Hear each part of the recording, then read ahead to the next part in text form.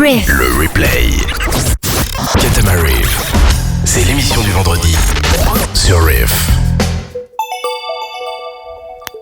À l'instant sur Riff, c'était 22 d'Elena Pandora, bien sûr, notre invité mystère depuis le début de cette émission, pour ceux qui sont là depuis 21h05.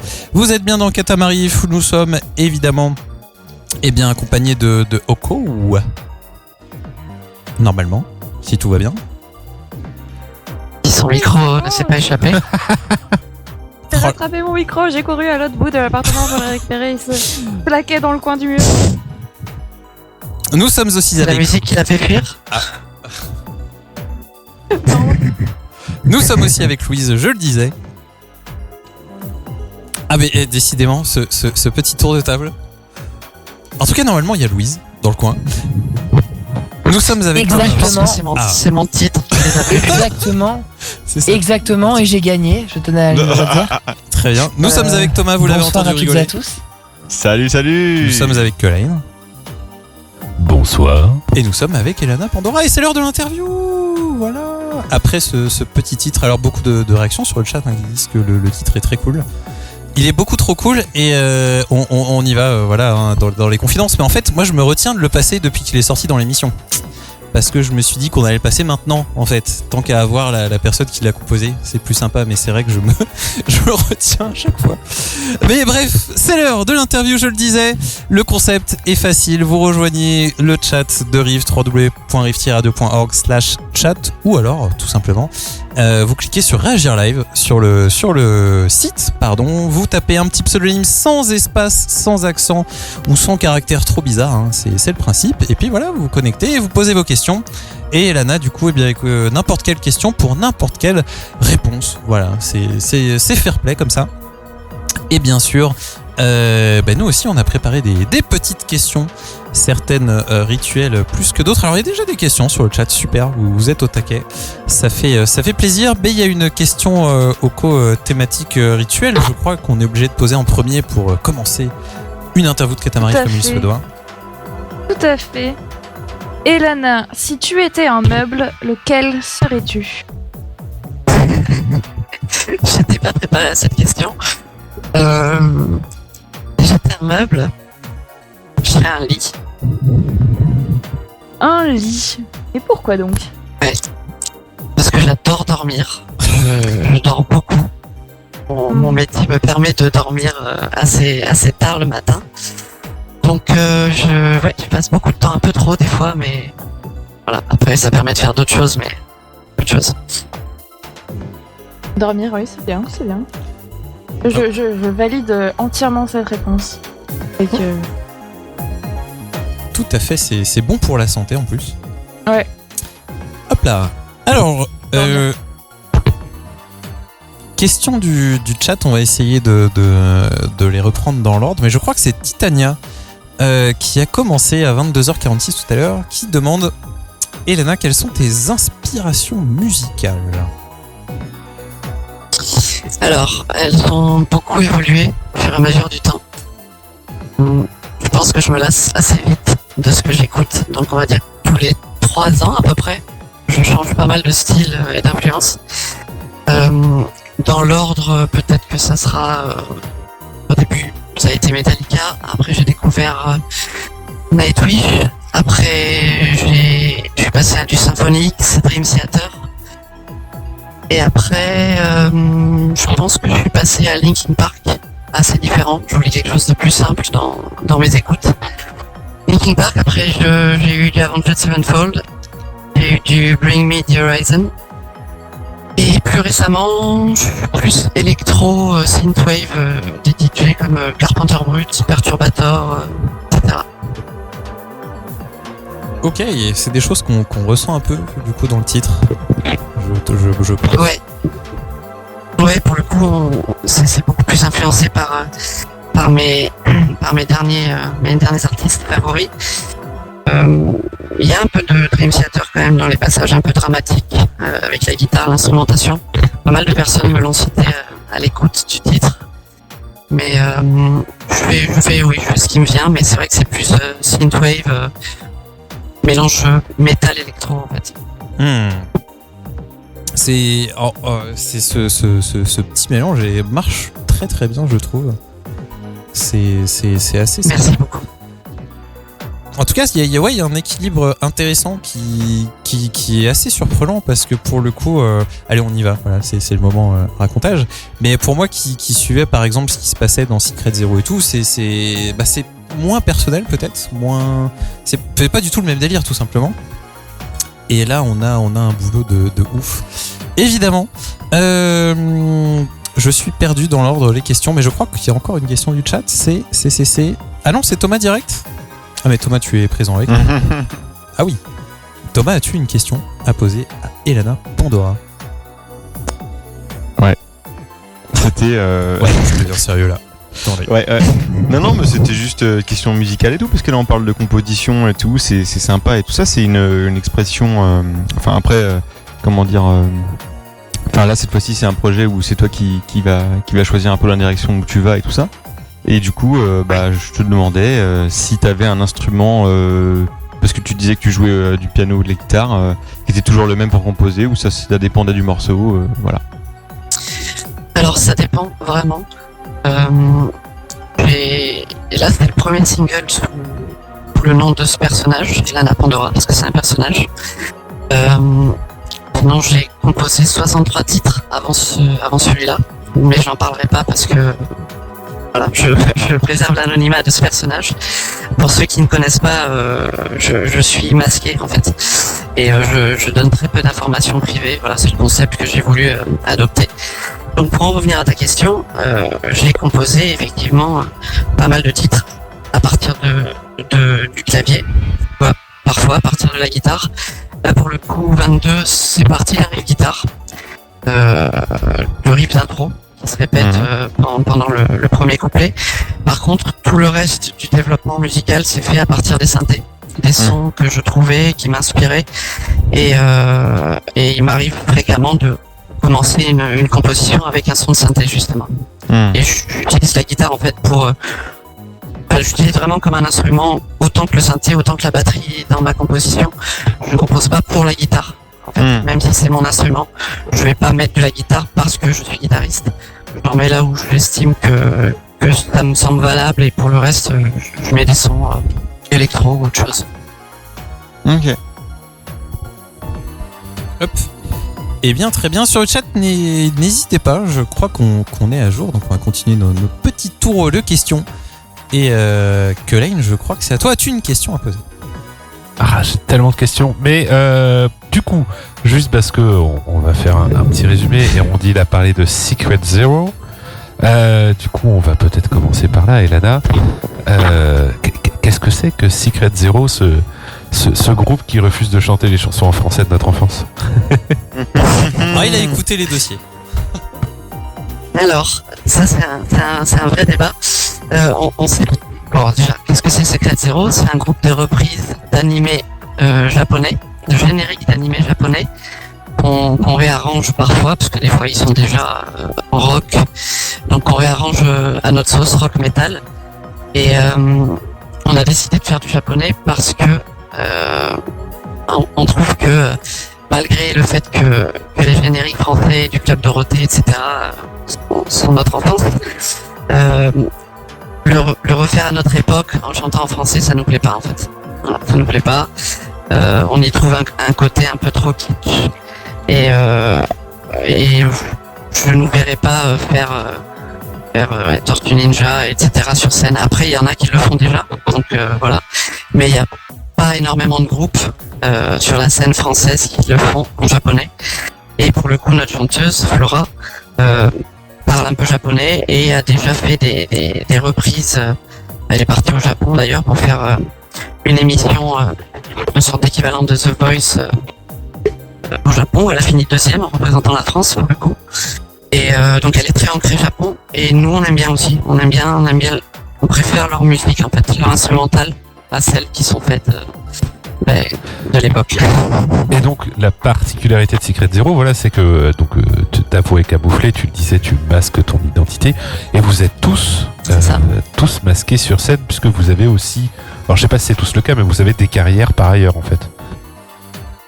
C'est ça, on a tous des carrières. Il y a que la chanteuse qui, elle, n'est pas masquée pour des raisons pratiques et parce que elle préférait utiliser son background pour le groupe, qui correspond du coup très bien à ce qu'on veut faire. Parce qu'on joue dans des conventions, donc des conventions manga, etc. Et comme elle a déjà joué dans ces endroits-là, ça nous permettait d'utiliser le fait qu'elle existe. En fait, nous, notre background n'est pas là-dedans. Moi, pour le coup, il est dans le métal. J'ai eu pas mal de groupes, dont un gros groupe français. Je joue dans un groupe assez gros. Et voilà, on garde ce côté anonyme parce que je pense que c'est plus magique peut-être d'essayer de savoir pourquoi, qui est cette personne, qu'est-ce qu'elle fait. Et c'est un concept qui nous plaît en fait. Donc voilà, les 3 autres musiciens du coup sont masqués. Très bien. On aime bien le mystère ici, hein, ça colle bien. Jusqu'au bout. Bah, ça correspond à votre émission pour le coup, donc Ouais. Tout à fait, c'est parfait. En plus, on a tous des pseudonymes ici, notamment Thomas et Louise, donc ça marche vraiment très bien. Ouais. j'imagine. Je m'appelle Jean-Charles. Oui, Louise est un pseudonyme. Je ne saurais jamais comment je m'appelle pour de vrai. Oko, tu voulais dire quelque chose? Ouais, en fait, ce soir, c'est Mysterception. Mais c'est ça, c'est rigolo de C'est le révéler. mystère dans le mystère. Ouais. C'est trop beau. Oko, je crois d'ailleurs que c'est ton tour. Est-ce que Mon tu as tour une question à poser aussi? Ah, et après on prendra la question de Titania que je viens de voir à l'instant. Mais Louise et toi, vous avez posé vos questions déjà? Ah non, t'as raison. Enfin, Ah ouais. je m'embrouille. Je me mêle les pinceaux. Louise, est-ce que tu as une question à poser à notre invitée ce soir, Elana Pandora? Non. Pas vraiment. Mérite d'être clair. Eh ben, on fait le tour alors. Hérondile, t'avais des questions toi? Bah pareil, j'en ai Ou moult, tu préfères moult. faire maître d'œuvre? Mais c'est ça, t'en as trop comme moi. Fais le tri. Moult. Mais allons dans les questions, intéressantes et sympathiques et peut-être qu'on peut enchaîner vite. D'ailleurs, est-ce qu'il y a des rendez-vous à noter? Voilà, comme ça c'est fait. Est-ce qu'il y a des concerts à venir, des conventions? Parce que là, c'est la saison des conventions qui va commencer, même si elle a déjà en fait commencé. Donc où est-ce qu'on peut voir Secret Zero par exemple et du coup voir tes prestations avec ces projets-là? Alors, je sors le calendrier. Je sors mon agenda. Dimanche 27 mars, on est à la TGS de Montpellier. On joue à 14h15. Ah oui, TGS. Samedi 2 avril, donc le week-end d'après, on joue à Vinoban à Geek and Games. C'est une petite convention qui fait ses débuts, donc ce sera leur premier festival. Le week-end d'après, on joue à Manganime le samedi, donc c'est à Nîmes. Le samedi vers 14h aussi, il me semble. Après, ça va début juillet. Début juillet, le 2 et 3, on est à Japan Tour Festival. Fin octobre, on est à Bourg-en-Bresse, au Hashtag Festival, le 21. Et après, il y a d'autres dates qui sont en cours de confirmation, mais pas encore officielles. Ok, bon, ça fait déjà plein de petits rendez-vous sympathiques pour les intéressés. Un emploi du temps bien chargé? Grave. Oui, Et du c'est coup, alors- avec ce groupe-là. Après, j'ai d'autres groupes à côté, mais là, je n'en parlerai pas ici.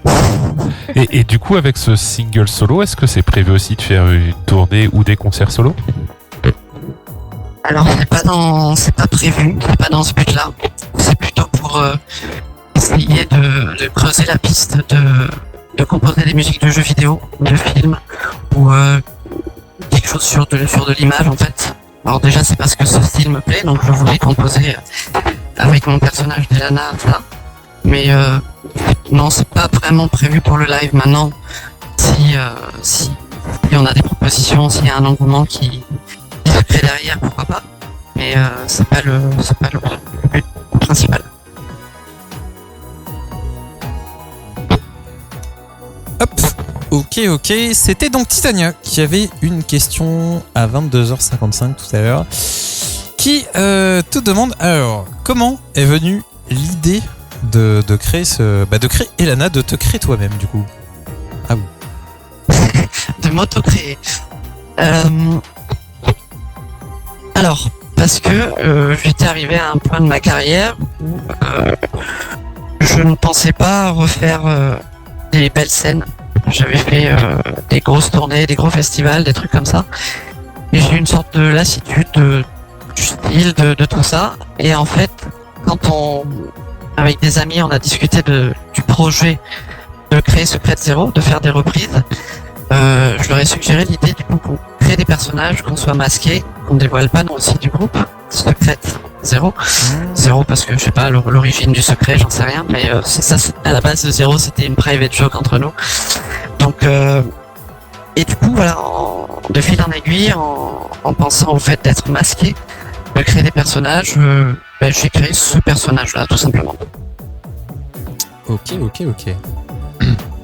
Qui au fur et à mesure a pris un peu plus d'ampleur et je m'y suis attaché et du coup j'ai décidé de faire des projets solo, des reprises sur YouTube de mon côté, etc. Et du coup elle a un premier single et un deuxième qui est en cours de finalisation ces jours-ci.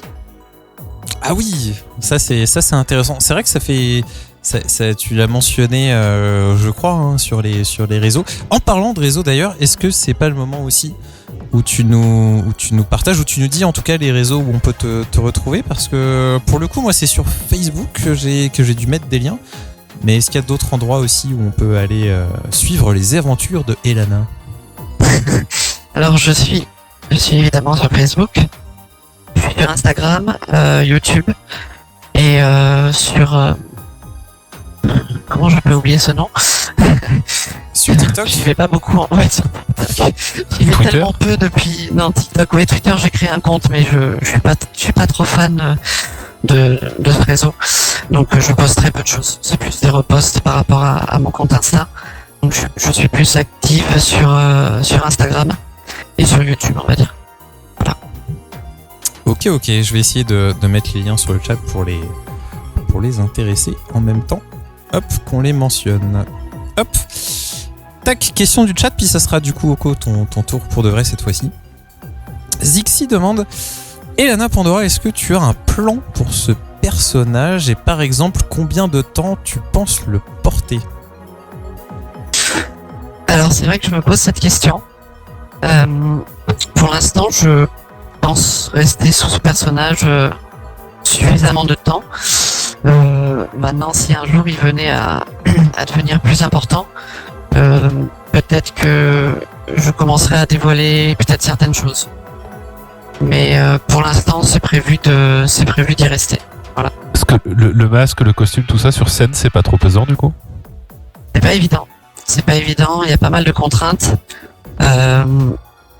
Mais bon, on est trois à le faire, donc on est solidaires dans la souffrance. Dans le chaos des prestations en convention en plus peut-être? Ça doit pas aider. Ouais, non, c'est vrai que c'est pas évident, ça rajoute une contrainte. On va dire qu'on perd peut-être 20% de nos capacités à cause de tout ça. Mais bon, c'est à nous de bosser en amont pour être à 120% prêt pour que ça va bien le jour. Ouais, après ça offre aussi un confort d'anonymat à côté quoi. C'est ça en fait, c'est quelque chose que j'ai découvert au fur et à mesure que mon personnage se crée. C'est qu'en fait on est derrière une vitre teintée. On voit ce qui se passe, les gens voient aussi, enfin ils voient ce qu'on veut leur montrer, mais on ne se dévoile pas vraiment et du coup c'est vrai que c'est assez confortable. Ça peut être frustrant des fois. J'ai eu d'ailleurs une discussion assez mouvementée sur Messenger avec quelqu'un qui ne comprenait absolument pas que je ne puisse pas partager ce que j'avais fait avant et que je ne puisse pas dire tout ça. C'était aberrant pour lui. Mais bon, je maintiens que voilà, c'est le concept et puis pourquoi pas proposer quelque chose qui est du coup différent de ce qu'on voit en général. Donc évidemment, il y a des artistes qui sont masqués, anonymes et tout ça. Mais je voulais tester cette aventure et pour l'instant, elle me plaît bien. Ouais, ce que tu disais en interview, enfin, je pense que Rondine, on fera tourner les liens des autres interviews, mais Oui, c'est que ça te permettait aussi d'avoir un certain détachement quand tu regardais la façon dont les gens réagissaient. Oui, alors attachement, oui, d'une certaine manière. Si il peut y avoir des fois des commentaires moins sympas, ça va moins me toucher parce que c'est un personnage. Mais en général, quand ça arrive très peu, hein, je suis plutôt bien accueilli. Les gens comprennent le concept, le trouvent sympa. Et il y en a même qui m'ont dit qu'ils ne voulaient pas savoir qui j'étais parce qu'ils aiment le personnage pour ce qu'il est, qu'ils apprécient la musique que je fais. Et voilà. Et du coup, c'est très cool dans ce cas-là. Oui, et puis au-delà de ça, ça permet aussi de partir quelque part sur une base neuve sans avoir les quel que soit l'historique d'a priori positif ou négatif ou base de fans que tu peux avoir dans ta carrière publique, on va dire. Ouais, c'est ça. Même si c'est absolument pas pour cacher quelque chose de gênant ou quoi que ce soit, mais c'est une sorte de renouveau en fait, une sorte de renaissance d'une certaine manière, de allez, je recommence de nulle part, et que le projet Secret Zero, il y a un projet du coup sérieux, parce que voilà, c'est des musiciens professionnels, etc. On obtient des concerts assez rapidement, parce que ça fait à peine 2 ans qu'on existe. Et en fait, avec un groupe de métal, on va dire, si je m'étais mis à refaire un groupe de métal, comme j'ai pu avoir, à composer, etc., en 2 ans, on n'aurait jamais pu accéder à des concerts comme on a eu par exemple en novembre dernier. On a joué à la Japan Touch de Lyon devant je sais pas combien de personnes, mais entre 5 et 8 000 sur une scène de dingue. Et du coup, on a trouvé un créneau en plus de nous plaire musicalement, nous permet d'accéder assez rapidement à des beaux concerts. Donc ouais, c'est un renouveau très très agréable. Ouais, j'imagine. Ouais. Il y a une super question de Manu sur le chat. Je sais pas qui est-ce qui veut la poser. Oui, je vais bien la poser parce que en fait, vous me sucrez toutes mes questions. Alors, Ah, c'est les questions que tu voulais poser, Oko? bah, je me pose des questions et avant que j'ai le temps, et ben en fait, j'ai déjà une réponse, mais c'est pas bien grave, au contraire. Et du coup, je me permets de poser celle de Manu. Il te demande si il y a des gens que tu connais personnellement qui ne savent pas que tu es Elana, mais qui t'ont déjà parlé d'Elana. Tout à fait. Il y en a, pas beaucoup, parce que les gens qui me connaissent en général vont faire le lien par rapport au jeu de guitare, à certaines choses. Mais il y a des personnes qui m'en ont parlé. Et du coup, c'était assez étonnant d'entendre parler de ça sans dire qui j'étais. J'ai dit, ah oui, d'accord. Est-ce que t'as dit- c'est cool, merci. Est-ce que t'as dit que tu connaissais ou que tu connaissais pas du coup? J'ai dit que je connaissais, ouais. Ouais, je d'accord. connaissais. Mais j'ai pas dit que c'était moi, mais c'était assez marrant. Et du coup, est-ce que tu te sens un peu genre à la super-héroïne super-héros qui cache sa vraie identité et qui a juste enlevé ses lunettes et on... Alors super-héros, ça je sais pas. Je pense pas me considérer comme une super-héros. Mais en tout cas, ça suit le concept manga, animé, etc. C'est-à-dire qu'on s'est créé un personnage qu'on a envie d'être. Et de cette manière-là, on est déjà on est satisfait d'avoir créé ce personnage. C'est une création à part entière en fait. Et je voulais dire par rapport par exemple, si tu prends Clark Kent où les gens lui parlent de Superman et en fait c'est lui Superman, tu vois. Et donc quand les gens parlent d'Elana... Ouais, bah oui.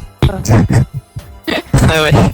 C'est juste que la comparaison était un petit peu trop haute pour moi. Tu dis ça parce que tu portes pas de lunettes. c'est Juste tout. un peu. Juste un peu. Oko, est-ce qu'on considère alors que ton tour de questions est passé ou est-ce que t'as une autre... Je pourrais toujours demander si tu aimes les marrons glacés, parce qu'apparemment c'est aussi un classique des questions que je pose. Alors, non. Je suis pas trop sucrerie, donc je suis pas trop remplacé, non. Ah là là. Ah là là. C'est le faux pas. Tout se passait bien. Ah, Bon, on bah, adore merci ça. de m'avoir invité. Merci pour votre soutien.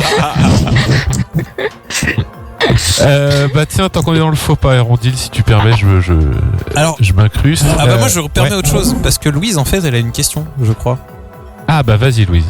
Évidemment. Oui, tout à fait. En fait, je me demandais, donc je sais pas si t'en as trop vraiment parlé, mais en écoutant ton morceau, je t'entendais parler du fait que voilà, enfin, il y avait un peu une influence un peu synthwave, en même temps reprendre des génériques d'animés japonais. Alors voilà, je dis ça en assumant que c'est un univers que je connais pas du tout, mais malgré tout comment dire, la musicalité elle est intéressante et en fait je me demandais du coup assez bêtement comment ça t'est venu l'idée de jouer ce style de musique là.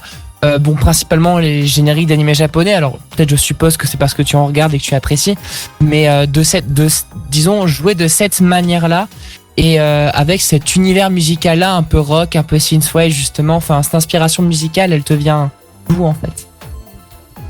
Alors, c'est ma réponse est en deux parties parce que Secret Zero, c'est le côté animé japonais, mais pas synthwave. C'est purement rock, metal, même s'il y a un petit peu des sons électro, etc.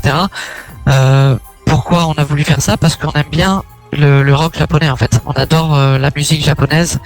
Il y a une couleur particulière qu'on retrouve pas dans notre musique occidentale, je trouve. C'est quelque chose qui nous a toujours plu aux 4 membres et quand on s'est retrouvé à parler d'un projet éventuel, on en est venu là-dessus. Mais c'était pas du tout prévu pour ça à la base. Donc voilà, après le côté synthwave, c'est plus pour ce qui est de mes compositions, etc. Voilà. Mais ce qui est toujours mélangé au rock metal parce que c'est ce que j'aime et je viens de ça en fait. Ok.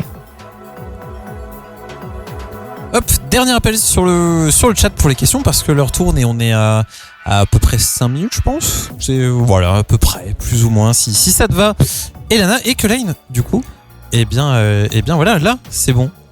Viens ton tour alors pour ce qui va être une espèce de deuxième question. C'est ça, une question, probablement la question la plus fun. Tu le disais, votre groupe Secret Zero a 2 ans, donc j'ai vu une interview, vous l'avez écrit en juin 2020. Du coup, la question évidente, c'est en juin 2020, on était en plein début d'un moment qui allait être assez fun et qu'on pensait qu'elle allait pas durer aussi longtemps. Le Covid, les confinements, les choses comme ça. Est-ce que ça vous a quelque part laissé le temps de bosser ensemble sans la pression de se dire de toute façon des scènes il n'y en a pas, donc on a le temps de se préparer, ou au contraire ça a été plutôt un frein pour vous? Alors pour le coup, c'était entre les 2 confinements parce que pendant l'été ça avait été confiné. Donc on a créé à ce moment-là en espérant que ça ne reconfine pas. On a mis le projet en place assez rapidement. On a fait un clip, on a commencé à choisir les morceaux, à préparer les pages des réseaux sociaux et tout ça. On a eu la chance d'avoir une date, notre première date qui était à Japanonyme en octobre, je crois, 2020. Juste avant que ça reconfine, c'est-à-dire que tous les festivals, tous les concerts étaient en train d'être annulés, même 2 semaines avant nous, et celui-là, on sait pas pourquoi, on est passé au travers. Ça nous a permis de faire ce concert qui était le premier, et ça a permis d'ancrer quand même le projet dans du concret, d'avoir un peu des photos, des images, des vidéos du concert. Et après, effectivement, on s'est servi de cette période pour démarcher, pour faire la liste de toutes les conventions, pour les contacter et tout ça, et malheureusement, on a fait notre deuxième 1 an après. Donc pendant 1 an, on n'a pas joué. Et du coup, c'est le concert de Lyon, là où il y avait énormément de monde. Et en partie grâce à ça, ça nous a permis avec les vidéos de démarcher la suite. Et là, du coup, on a pas mal de dates qui tombent. Et 2022, voilà. Alors tu dis 1 an sans jouer, vous pouviez quand même faire des répètes entre vous et tout. Voilà, on pouvait répéter. On a mis en place le set. Donc ça, c'était bien pour ça. Mais la frustration de ne pas pouvoir faire du live parce que on supposait qu'on pourrait jouer assez rapidement, ce qui a été le cas effectivement avec la première date. Mais ce qu'on vit là en fait en 2022, on espérait le vivre il y a 2 ans en arrière en fait. Ouais, j'imagine. Voilà. Donc ça a été en stand-by pendant un certain temps et mais bon, du coup on a fait des reprises sur YouTube tous les mois. Ça a permis d'augmenter un peu notre contenu, les gens qui nous connaissent, etc. et avoir plus de choses à proposer en 2022. Ok. Eh bien, impec. On a une question de Titania sur le chat qui te demande du coup la musique que tu préfères jouer dans Secret Zero. Alors, récemment, on a fait le nouvel opening de la nouvelle saison de l'Attaque des Titans, qui nous sert d'intro de concert. On a d'ailleurs publié une vidéo live de notre concert d'il y a 2 semaines. Celle-là, j'aime beaucoup la jouer parce que ça correspond vraiment au style de musique qui me plaît. Sinon, en deuxième, je dirais peut-être le générique de Dragon Ball Z japonais, Shala et Shala. On a un peu revisité avec des thèmes qu'on retrouve dans l'animé, des moments de fight de Freezer, etc. qu'on a un peu remanié. Et voilà, j'aime bien jouer celle-là aussi. Mais elle nous pèse toutes. Ouais, il y a de la passion évidemment dans tout ça. Et bien, je crois qu'on arrive tranquillou vers les dernières questions. On est à jour du chat, hein. Je pense que c'est bon. Il y a la question bizarre de Thomas. Je sais pas trop. On y va, toi? Elle est pas bizarre. Ah bah je te laisse la lire alors. Non, mais c'est une vraie question. Ça veut dire le générique de Jojo là, qui a buzzé là avec To Be Continued et tout là, avec le morceau d'Yes là. Roundabout, exactement. Et du coup, bah moi je me disais, bah voilà, tu fais un groupe, tu fais des reprises de musique animée par exemple, et que c'est un morceau qui pour l'animé a été choisi. Alors que c'est un morceau vraiment genre occidental, voilà. Et je sais pas si c'est le cas de beaucoup d'animés parce que je suis pas non plus un peu comme Louise. Non, c'est rare. Voilà, je pense que c'est rare. Hein. Et du coup, j'imagine que la question du coup se présente pas souvent, quoi. Mais j'imagine, pour autant, que moi c'était un marchepied pour autre chose qui était, en fait, il y a quand même, il y a un style un peu commun, mais chaque animé, chaque générique et tout a un peu son style. Et est-ce que vous avez je parle un peu comment dire d'une identité quoi sonore, j'imagine, et que du coup ça va un peu comme normaliser, égaliser un peu le style parce que vous avez un tissu de style qui va se diffuser dans tous les morceaux, ou alors vous allez préférer avoir un peu une sorte de spécificité pour chaque morceau. Enfin, j'imagine qu'il y a un tissu un peu qui lie le tout, quoi. Oui, il y a un tissu qui lie le tout. Déjà, le fait que ce soit nous qui les interprétions, la voix de Flora fait que du coup ça met tout dans un même moule. Après, c'est moi qui m'occupe de la partie réarrangement. Donc je fais les claviers, je réarrange la guitare. Une fois que j'ai cette maquette, je l'envoie aux autres musiciens qui enregistrent leur partie dessus, qui cherchent leur partie, etc. Mais tout ce qui est synthé, etc. qu'on utilise même en live, on a un backing track en fait de séquence où il y a tous les synthés, les chœurs, les doublures, etc. Ça c'est moi qui le réarrange. Donc du coup, le fait que je le fasse pour chaque titre, je suppose qu'il doit y avoir une identité à tout ça. Oui, ça rajoute encore plus de cohérence point de vue identité en fait, je trouve. Forcément, parce qu'il y a en plus il y a des groupes où chaque morceau on est presque capable de dire qui l'a écrit avec le plus de pourcentage, si je puis dire, quoi. Il y en a d'autres où ça va vraiment être équitable entre tout le monde, et il y en a où ça va être toujours la même personne qui écrit tout pour tout le monde. Enfin bref, il y a plein de cas différents. Et pour autant, malgré toutes ces combinaisons là, il y a des groupes où c'est pas les mêmes dispositions, mais pour autant ça sonne toujours pareil. Et puis il y a d'autres groupes où ils se réinventent un peu à chaque album ou quoi. Enfin bref, c'est assez, il y a de tout, hein. Donc oui, mais là pour le coup, vu que c'est des reprises, on respecte quand même l'original. c'est ça. Quand on trouve que le morceau a des moments où on pourrait intégrer quelques riffs, etc., on le fait. Donc il y a des parties qui sont composées à l'intérieur des reprises. La plupart des solos de ces chansons, je les réécris. Il y en a que je fais à l'identique parce qu'ils sont emblématiques, mais la plupart en général je les réécris. De toute façon, le fait que ce soit la voix de Flora met une unité au truc, et on essaie de garder notre identité, qui évoluera peut-être avec nos goûts en fonction du temps et dans le choix des morceaux aussi qu'on fait.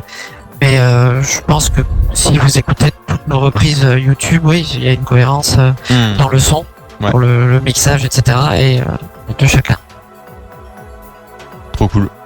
Parce que c'est vrai que c'est pas toujours facile quand on fait des reprises d'avoir un peu ça. Donc c'est trop cool. On voulait pas les refaire à l'identique. Bah oui. On essaye d'y rajouter quelque chose. Voilà. Parce que sinon c'est moins intéressant, et puis ça permet nous aussi de s'amuser, de se mettre des petits challenges aussi au niveau technique, et voilà. Trop cool. C'est vrai que sur YouTube, on va trouver beaucoup de gens qui font des reprises en général. C'est Ah bah ouais. un sport. Moi, je me souviens aussi de quelqu'un qui nous racontait d'une époque où YouTube était moins regardant sur les droits d'auteur et ça avait vraiment propulsé beaucoup d'artistes qui pouvaient tranquillement faire leurs reprises. Et donc, Ça a été relativement tôt ça parce que à partir de 2012 en gros ça a été l'inverse. Il y a une époque où ils nous strikaient trop fort et après ça a été mieux où ils disaient bah ok vous jouez un truc qui est connu mais du coup vous serez juste pas payé et puis après il y a eu d'autres trucs. Enfin il y a vraiment une époque où c'était horrible à l'inverse parce qu'ils ont commencé à faire les algos de détection de trucs mais qui est vraiment un truc super fort et super bâtard où ils mutaient le son de la vidéo et tout. Enfin pour avoir connu cette époque là aussi c'était bien chiant. Ouais, moi aussi. Mais en fait, YouTube est complètement saturé maintenant. Hein. Des gens qui font des reprises, quel que soit le style, il y en a trop en fait. Donc, voilà. Puis c'est compliqué parce qu'on parlait des strikes en plus. Ouais. C'est pareil, la politique de YouTube sur le claim des vidéos est devenue extrêmement alors, brutale dans un sens ou laxiste dans l'autre, mais enfin n'importe qui peut claim n'importe quoi. Ouais. Oko, tu voulais poser une question? Pas spécialement, en fait, c'était pour rebondir sur le fait justement qu'il y ait des arrangements et du coup aussi sur le fait qu'en ce moment, beaucoup de monde fait des reprises sur YouTube. Le fait d'arranger à votre sauce, c'est vraiment aussi un plus pour vous dans le sens pour démarquer les autres. Parce qu'on trouve beaucoup de gens qui font des reprises sur YouTube, mais c'est beaucoup des reprises à l'identique. Ou alors oh là là, je reprends dans tel style, mais en fait, c'est par exemple. On reprend une chanson en métal, mais en fait, il y a des instruments avec la disto, mais sinon, c'est exactement, il n'y a pas d'arrangement. Et du coup, le fait d'arranger, c'est vraiment ça donne vraiment une plus-value au morceau. Ça donne l'intérêt de les écouter finalement. Et du coup, c'est ouais, et puis. Merci. Oui, même pour nous, c'est plus intéressant parce qu'il y a une sorte de travail de composition, donc. On s'amuse plus à chercher des parties. Des fois, on modifie un petit peu ce qu'on a fait sur le studio. On le modifie un peu en live parce que on a de nouvelles idées ou quoi. Mais en tout cas, j'espère que les gens se disent ça. Après, certains n'aiment pas quand c'est modifié. Mais bon, ça, il y en a pour tous les goûts. Ouais. Hop, on garde du coup au chaud la question de Titiania sur le chat. C'est vrai qu'on a une tradition dans les interviews, c'est que à un moment la dernière question de l'interview venait du chat. Donc voilà, Titiania, ça sera ta question qu'on se garde sous le coude parce que Kelaine, eh bien apparemment il y a un autre une ultime bafouille. Ah bah oui. Et on est tranquille, et Monkey qui arrive à l'instant. Salut Monkey. On est avec Elana Pandora ce soir. Ouais. Kelaine, question.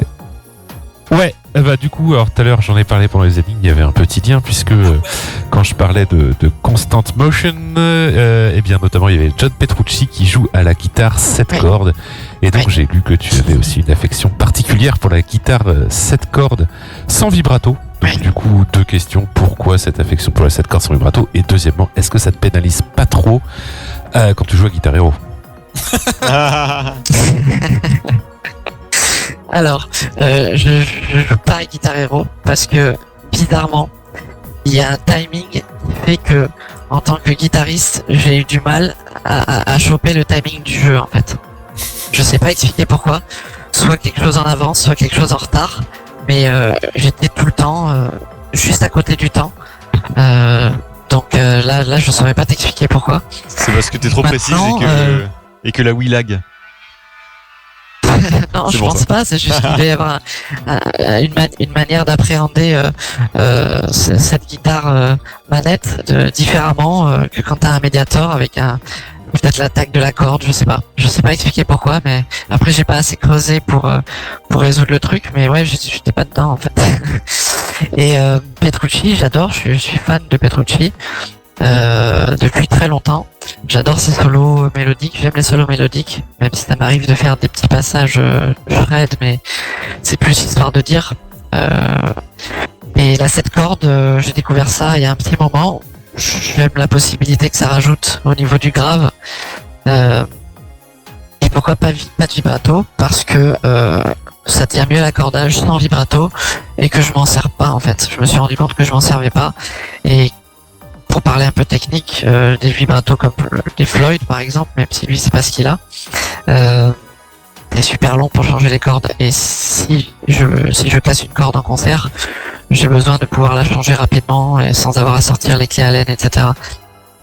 Vous avez pas encore 8 rodis, 14 guitares prêtes à corder derrière?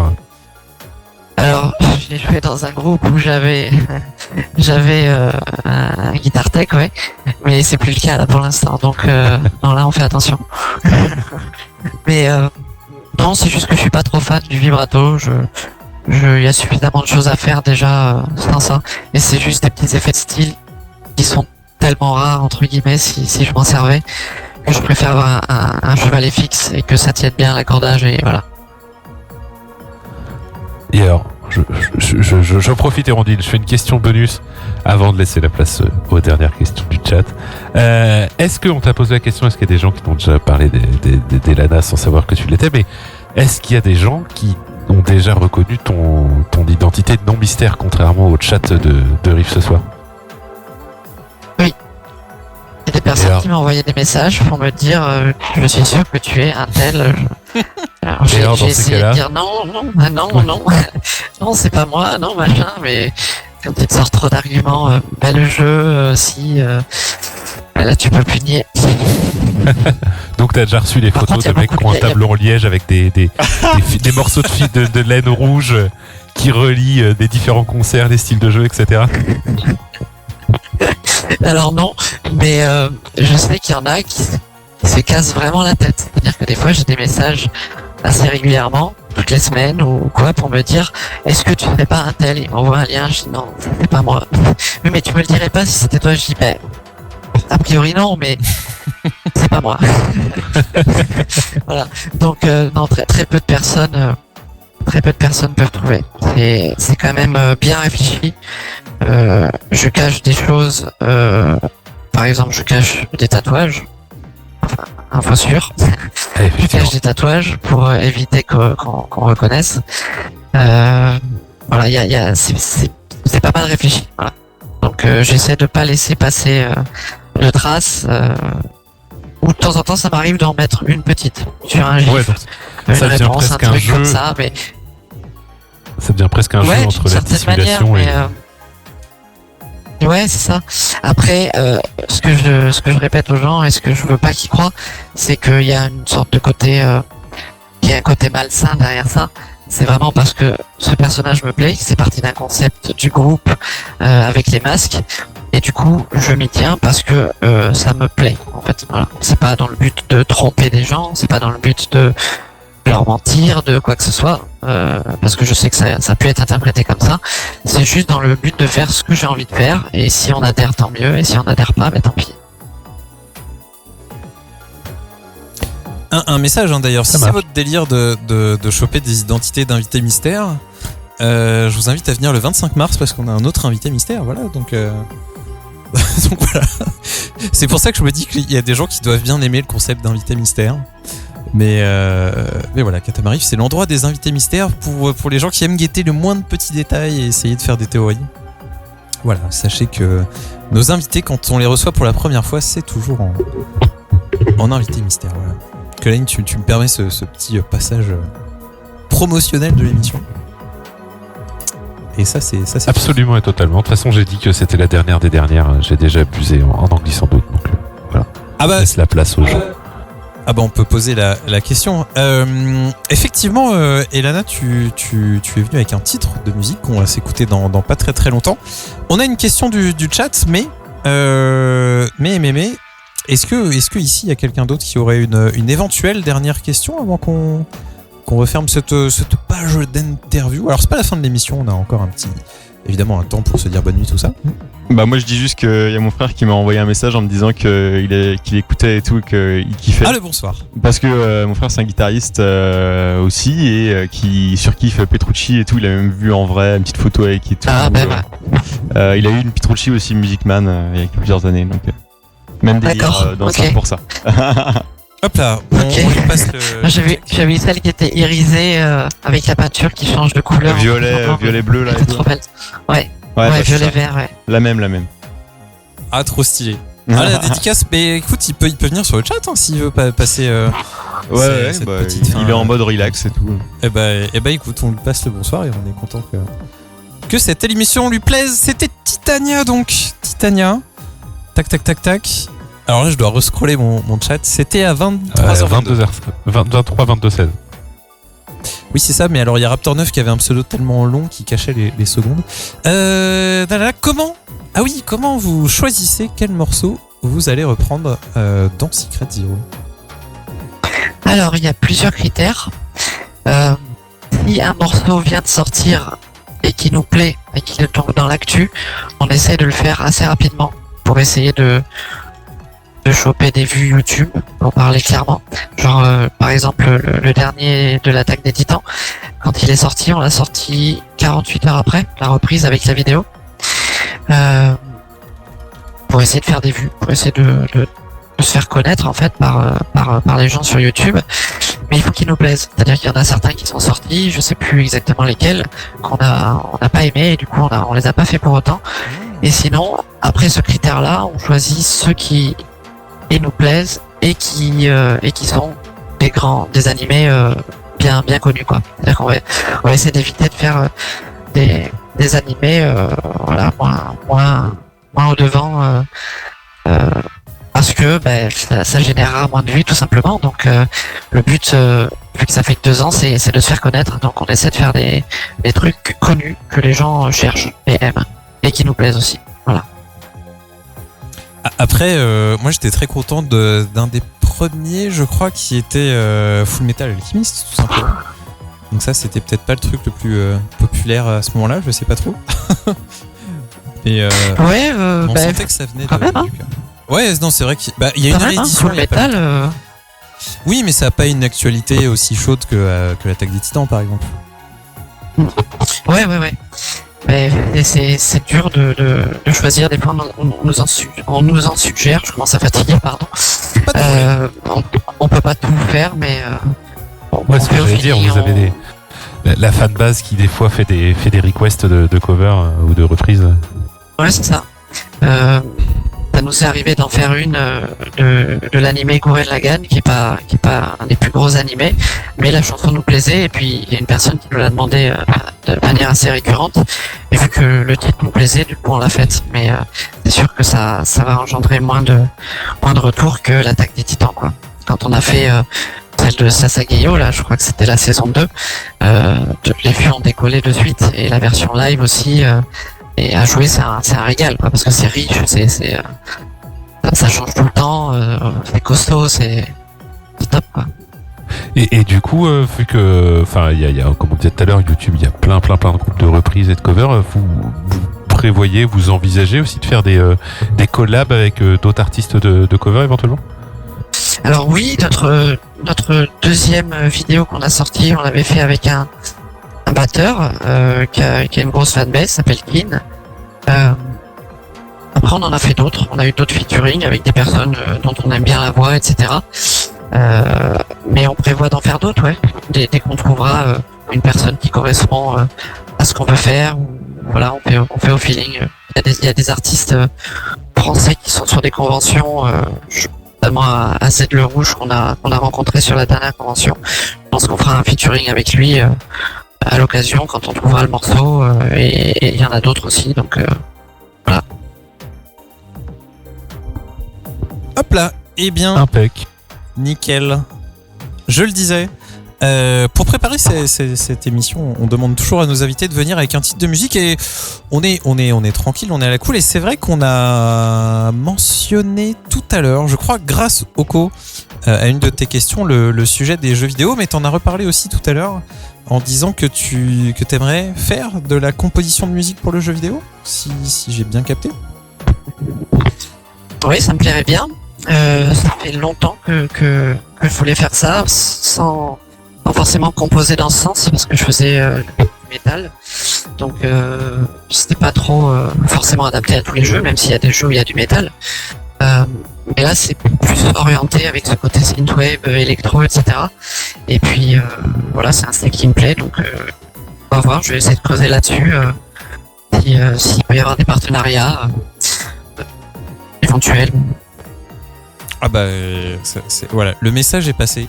Je pense que les gens qui ont besoin de ce genre de son, eh bien, ouais, moi aussi je fatigue, dis donc. Allez, tout un simplement petit morceau. de la qualité. Ben oui, mais Klein, c'est la transition. Parce que ça veut dire qu'il y a des artistes, alors, de la musique de jeux vidéo qui t'inspirent.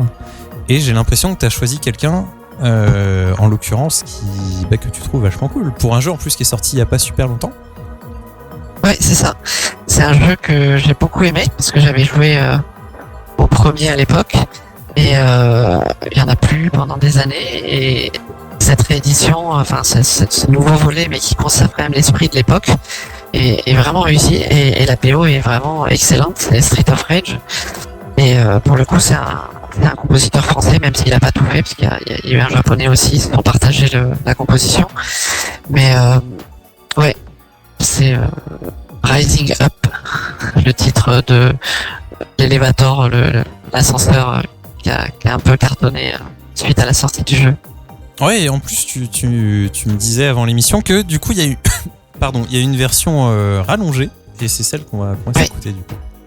Hop là, Olivier de Rivière, la bande-son de Streets of Rage 4, et c'est Rising Up tout de suite sur IF, et on se retrouve juste après pour la suite et la fin de l'émission. Oh oui.